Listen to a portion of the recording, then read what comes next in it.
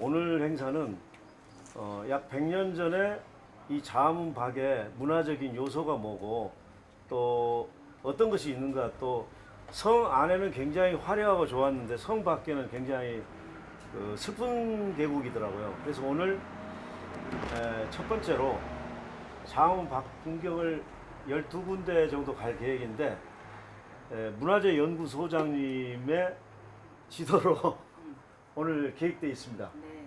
다니시면서 궁금한 거 있으면 언제라도 물어보시면 문화재 쪽은 우리 연구소장님께서 대답하고 그림 쪽은 제가 성심성의껏 답변 드리겠습니다. 감사합니다. 오늘 참석해 주셔서.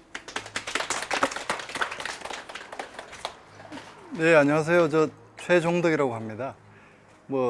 우리 과장님께서 문화재연구소장이라고 소개를 해 주셨는데 사실은 2020년도에 제가 퇴직을 했고요.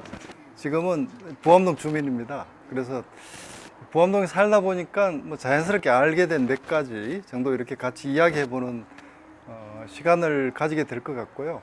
제가 이제 문화재를 쭉 직업으로 해왔기 때문에 옛날 것이 다 문화재지 않습니까? 거기에 관련되는 사항을 제가 아는 범위 내에서 여러분과 같이 설명이라기보다 이야기해보는 그런 시간이 됐으면 좋겠습니다. 이렇게 초대해 주셔서 대단히 감사합니다.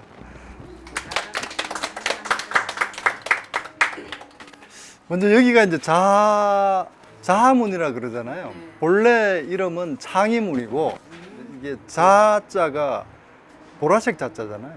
그래서 옛날 분들도 보라색이 예쁘다는 걸 그렇게 생각을 했던 것 같아요. 그래서 여기를 또 하자를 줄여 가지고 자문이다 이렇게 말씀을 하셨던 것 같습니다. 지금 서 있는 곳은 그 창의문의 문누인데 이 누각이라고 하는데 누는 우리말에서 2층을 뜻합니다. 2층에 올라오셨다는 것이고 사실 이 누각은 성곽의 누각은 장수가 전쟁을 지휘하는 곳이에요. 그러니까 전투시설이라고 보시면 됩니다. 그래서 이 마루가 깔려 있는데 지금 보면 길쭉길쭉하게 이렇게 송판을 깔았는데 이걸 장마루라 그럽니다. 길장사를 장마루라 그러고 이 문루에는 장마루를 섰는가 하면은 본래 장마루 밑에는 무기를 이렇게 뒀다 그럽니다. 병장기를 뒀기 때문에 쉽게 떠들 수 있도록. 그리고 저 위에 현판이 걸려 있는데 그 인조 반정이 일어났잖아요. 광해군 때 세검정 이쪽에서 왔는데 인조 반정 공신들의 저 이름입니다. 그래서 1등부터 3등까지 저걸 영조 때 썼다 그러죠. 영조 때의 현판을 달았다고 합니다. 사찰 단청은 보통 이제 금단청이라고 그래서 비단금자를 써서 화려하게 하고요. 하는 경향이 있고, 왜냐하면 이제 그 신적인 존재잖아요. 부다는 그 부처님한테 바치는 어떤 그런 의미에서 금단청을 많이 하고, 이런 그 관하잖아요, 그죠? 관가에서 짓는 것은 간단하게 합니다. 왜냐면 조선이 유교 국가이기 때문에 이렇게 사치하는 걸 굉장히 경계를 했어요. 그래서 여기는 여기도 좀 화려하게 되어 있는데 보통은 이거보다 더 단순하게 걷기 정도만 했다고 그럽니다. 예, 그래서 영어로 아치입니다. 예, 아치. 우리말로는 이제 옛날부터 홍해문이라고 그랬는데, 예, 무지개 생겼잖아요. 이렇게 둥그렇게 생겼는데, 그러면 왜 문을 이렇게 둥글게 만들었을까요? 멋있게 만든다고 만들었을까요? 이유가 있을 텐데. 둥글둥글 살으라고. 예, 둥글둥글 살으라고. 요거는 어떤 이제 모양 때문에 그런 게 아니고 우리 조상들이 경험적으로 돌은 이렇게 쌓아야지 안 무너지더라 하는 어떤 그런 이제 역학적인 이유 때문에 그렇게 쌓은 거예요. 그리고 홍해문이라 그러고, 홍해가 두 개가 있잖아요. 여기 바뀌고 아닌데 보통 바깥 홍해가 작습니다. 조금. 그러니까 요거보다 요게 좀 큰 거죠. 들어오면 좀 넓어지게 그렇게 돼 있어요. 왜 그렇겠습니까? 방어 시설이기 때문에 여긴 좁아야 되겠죠. 여긴 조금 넓고 그런 의미가 있고, 여기는 이렇게 돌로 보통 이렇게 포장을 합니다.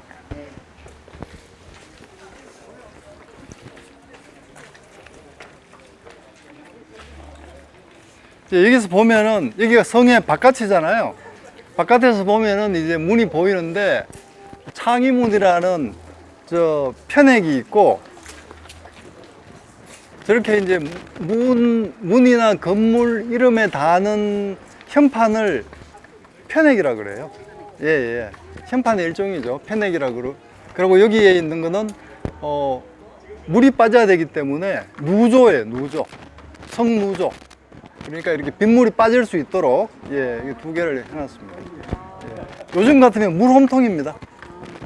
여기를 북대문이라 안 그러고 숙정문을 북문이라고 그랬거든요. 왜 그러냐 하면은 이제 음양 오행적으로 남은 양이고 북은 음이에요. 그래서 어떤 이야기를 하느냐 하면은 그 실록에 있는데 어떤 신하가 그럽니다. 숙정문은 절대로 열면 안 됩니다. 북문을 열 때가 있습니다. 언제 필요하겠어요? 음기가 성해야 될 때가 있어요. 아들 만들 때. 아니요, 그게 아니고 감으로서 비가 올 때는 양기가 너무 성해서 태양이 내리쬐기 때문에 남문을 닫고 북문을 엽니다. 기구제를 지낼 때만 북문을 열어요. 그래 음기가 성해져야지 비가 온다고 옛날 사람들은 그 생각을 했기 때문에. 예.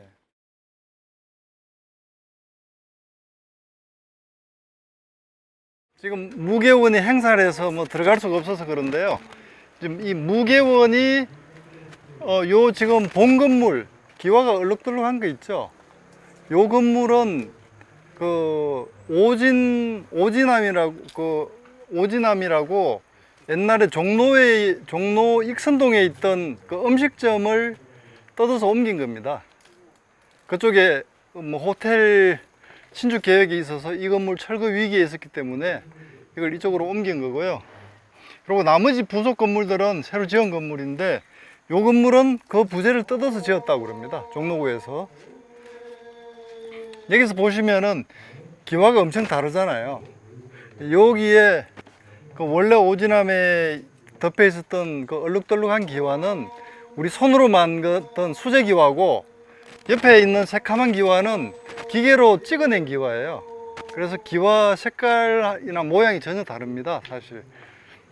그 근대문학에 유명한 현진건 작품 아시는 게 뭐죠? 빈처. 뭐 운수 좋은 날도 현진건 작품이죠. 운수 좋은 날. 술 먹는 날. 예. 지금은 이제 옛날 현진건이 살았던 집은 없어졌고요. 지금은 이제 주인이 바뀌어가지고 새로 지었고.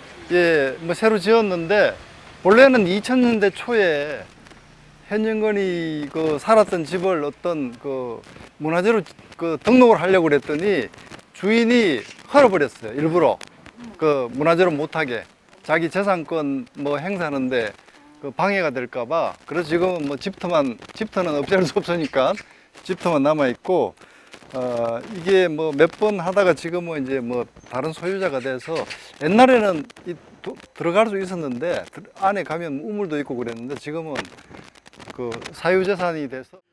일제 강점 시대 민족 시인이 몇 분 있지 않습니까? 아까 우리가 모였던 윤동주 시인이 있고 또 한용운 예. 또 이상화가 있는데 현진건은 이제 근대 문학의 근대 단편 소설을 제일 많이 지었는데 현진건과 이상화가 똑같은 날 태어나고 똑같은 날 죽었습니다. 근데 이상화는 대구에서 죽었고 현진건은 여기서 1941년도까지 살다가 43년도에 안암동에서 돌아가셨대요. 이제 그 당시에 뭐 이렇게 소위 뭐 글 쓰는 사람들, 문학이나 한 사람들이 다 변절을 했어요. 근데 변절 안 한 사람 몇 사람 중에 한 분이죠. 이제 어디로 이동하죠?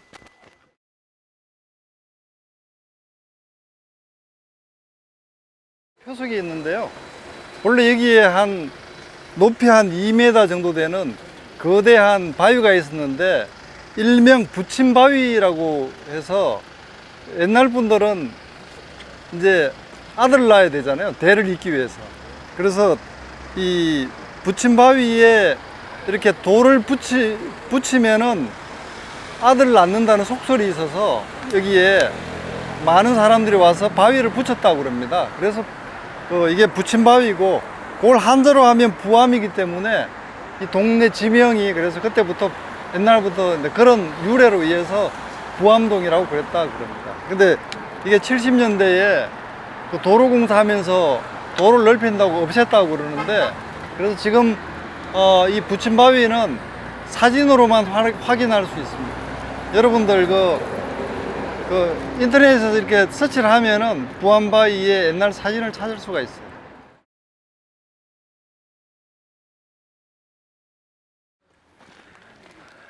이쪽으로 가는 거죠? 예. 근데 여기서 밤을 이 고개 예. 여기서 좀 설명을 해야 되니까 예. 여기서 밤을 까고 예. 오셔서 까서 그냥 가져가셔요. 미술관 주위에서 좀 주워왔거든요. 그냥 자기 신발로 그냥 까면 됩니다.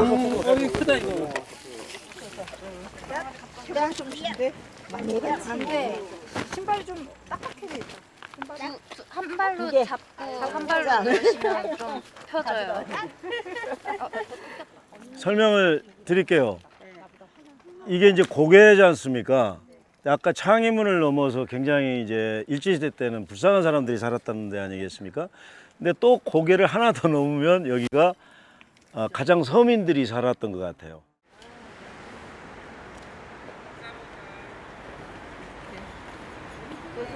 이제 조선은 기록을 아주 중요시했습니다. 그래서 임금의 일거수일투족을 기록을 했는데, 이를 적은 기록, 그걸 시정기라 그러는데, 시정기를 모아서 그걸 집대성해서 이제 실록을 제작을 하고, 다 제작을 하면은 세초라 그래서 그 사초를 모아서 여기서 물에 풀어요. 없애는 거죠. 예. 왜냐하면 그건 이제 필요 없으니까. 요즘으로 이야기하면 메모를 없애는 거죠. 불태우는 게 아니고 풀어서. 왜 이쪽에서 푸느냐, 여기 조지서라고 종이 만드는 부서가 있기 때문에 다시 종이를 만들어요. 우리 한지는 닭종이로 만들기 때문에 물에 풀면 다시 사용을 할 수가 있습니다. 그래서 한지 만드는 걸 보면은 닭종이하고 그 다음에 그 황촉규라고 그래서 끈적끈적한 풀이 있어요. 그걸 섞어서 이렇게 물이 많아야지 그 한지를 만들 수 있거든요. 그러니까 이 동네가 옛날에 물이 많은 곳이었기 때문에 그 조지서가 여기 있었던 것 같습니다. 그래서 세초를 하고 그걸 다시 재생시키는 거예요. 재생시켜서 종이를 만들고, 그러면은 임금이 세초연이라고 그래서 잔치를 벌여줍니다. 그래서 이제 잔치를 풍성하게 하고, 또 이제 시도 짓고, 그런 이제 그걸 이 일대에서 했던 그런 데입니다. 그래서 제가 처음에 말씀드렸던 정약용이 썼던 그 유세금정기라는 게 제가 인터넷 찾아서 지금 우리말로 해서 한번 읽어드리겠습니다. 네. 세금정의 뛰어난 경치는 소나기가 쏟아질 때 폭포를 보는 것뿐이다. 그러나 비가 막 내릴 때는 사람들이 수레를 적시면서 교외로 나가려 하지 않고, 비가 갠 뒤에는 산골짜기의 물도 이미 그 기세가 줄어든다. 이 때문에 정자는 근교에 있으나 성 안의 사대부 가운데 정자의 뛰어난 경치를 만끽한 사람은 드물다. 나는 술병을 차고 벌떡 일어나 말하기를, 이것이 폭우가 쏟아질 징조네. 그대들은 세금정에 가보지 않겠는가? 만약 가려고 하지 않는 자에게는 벌주 10병을 한꺼번에 주지. 하니 모두들 이럴 말인가 하였다. 이리하여 마부를 재촉하여 나왔다. 내가 묻기를 어떻소? 하니 모두들 말하기를 이루 말할 수 없이 좋구만. 이라고 했다. 술과 안주를 가져오게 하고 익살스럽게 농담하며 즐겼다. 조금 있자니 비도 그치고 구름도 그쳤으며 산골물도 점차 잠잠해졌다. 이게 이제 정약용이 여기서 풍류를 즐겼던 그런 그 일화인데요.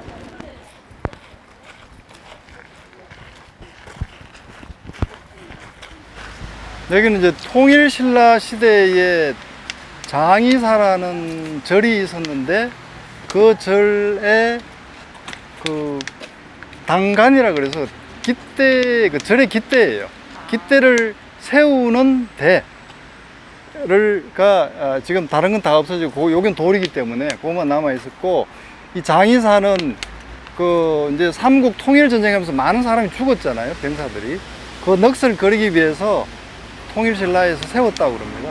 그리고 지금 요건 지금 보물로 지정되어 있습니다. 근데 여기에 장의사가 연산군대까지 있었다 그러는데, 연산군이 굉장히 주색 잡기를 좋아했잖아요. 그래서 여기에 탕춘대를 만들면서 이 절을 없앴다 그러고요. 그래서 이제 여기를 탕춘대다, 그러니까 이게 뭐 방탕할 탕자 그렇습니다. 범춘. 그다음에는 어디로 가면 여기가 또 총융청터라고 네. 하거든요. 총융청이라는 게 뭐냐면은 요새 군대 편제로 보면은 수도방위 사령부대입니다. 조선시대에는 군대에도 이제 성내에는 주둔을 못했지 않습니까? 성 밖인데 여기에 총융청터가 있으면서 북한산성까지 관할을 하고 불량미도 이제 관리를 한 데가 평창이 있어가지고 평창동이 됐거든요. 그리고 이게 이제 90군데까지 여기서 이제 군사훈련을 했는데, 이제 고종이 육군 무관학교를 세웠는데 한 2기생 정도 배출을 하다가 제국 일본하고 통합이 되는 바람에 일본 육사로 많이 갔습니다. 그 육군 무관학교가 어디냐면은 세종문화회관 뒤쪽에 터에 세문안교회 사이에 있습니다. 근데 요 총융청터에서 보시는 것 같이 이 넓은 데에서 군사 훈련을 했던 것 같습니다. 그 인조가 반정을 일으키고 나서 이괄의 난이 일어나요. 그 이제 농공행상에 불만을 품은 이괄이 난을 일으켜서 굉장히 그 기세가 컸기 때문에 거의 다시 뒤집힐 뻔했거든요. 그러다가 난을 평정하고 나서 인조가 무서우니까, 옛날에는 어떻습니까? 사람만 많으면 이겨요. 요즘은 뭐 국가한테 이길 수가 있나요?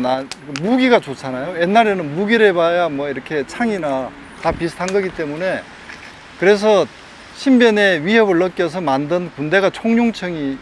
그러니까 그 국왕 친위대라고 할 수가 있는 거죠. 그래서 만들면서 여기 새로운 군영이 만들어졌잖아요. 그래서 신영동이에요. 신영동이. 예, 예. 그리고 이제 평창은 군량미를 저장하는 곳이기 때문에 평창, 그 창고 창자에서 평창동이고, 예, 그렇다고 합니다.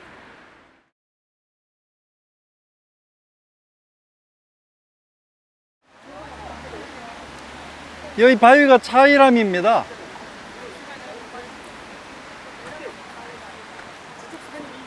그러니까 이제 세초연을 열려면은 천막을 쳐야 되잖아요. 천막을 치려면은 높은 장대를 세워야 되는데, 구멍을 뚫어 가지고 이렇게 장대를 세웠던 흔적이 있어요.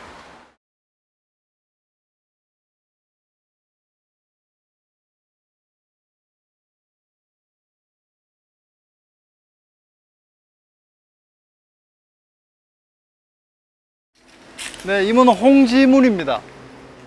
이제 한양 도성이 동그랗게 있잖아요. 그리고 한양을 에워싸서 한 18km 조금 넘게 있고, 그 다음에 이제 서울의 이 서북 쪽을 그 방위해야 된다는 이제 그 말이 있어서, 그 숙종 때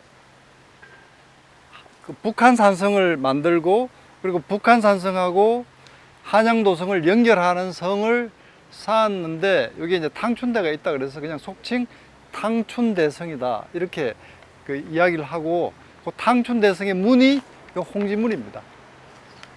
그래서 이 문을 뭐 홍지문 혹은 서울의 북쪽에 있다고 그래서 한북문이라고도 그랬다고 그래요.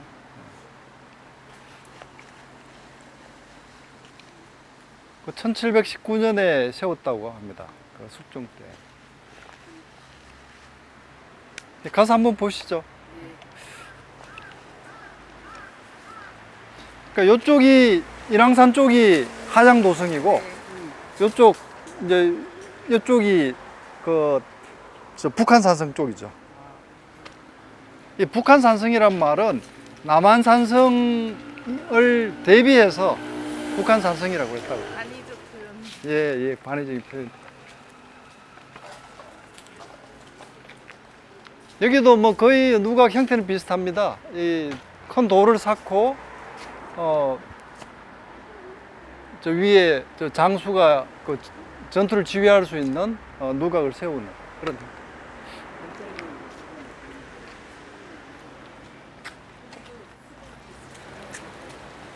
그리고 이제 물이 흘러야 되니까 그 수구를 만들어서 예, 오간 수문이라 그래서 구멍을 5개 뚫어 가지고 이게 저쪽에도 있었죠. 저 동대문 있는데도 예.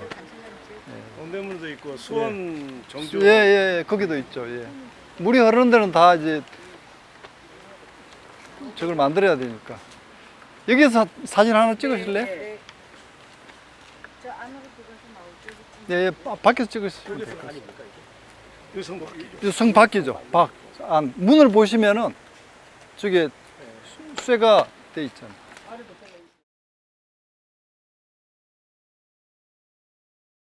여기 옥천암 백불이라 그러거든요.